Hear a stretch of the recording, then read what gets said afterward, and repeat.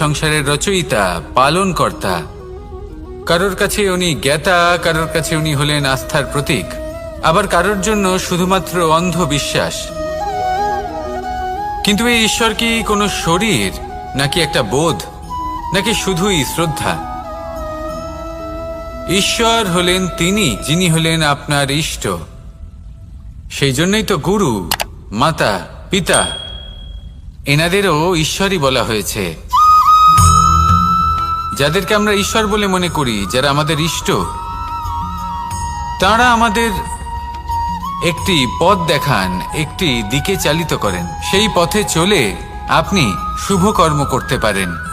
আর যখন কোনো ব্যক্তি তার ঈশ্বরের আদেশ পালন করেন, তখন সে নিজে থেকেই শুভ পথে অগ্রসর হয়ে যান। বেশ কয়েকজন মানুষ ঈশ্বরের ওপর আস্থা রাখেন এবং ভাবেন যে অনুচিত কোনো কাজ করা উচিত নয়, ঈশ্বর দেখছেন। ওনারা ভয় পান যে কোনো অনুচিত কর্ম করলে কে জানে তার পরিণাম কি হবে। এমন অনেক ব্যক্তি রয়েছেন যারা ঈশ্বরকে বিশ্বাস করেন এবং জানেন যে ঈশ্বর তাদেরকে দেখছেন।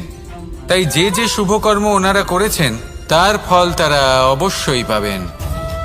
এবার আপনি ভয় পেয়ে ঈশ্বরকে বিশ্বাস করবেন, নাকি বিশ্বাসের দ্বারা ঈশ্বরকে বিশ্বাস করবেন, সেই সিদ্ধান্ত আপনারই।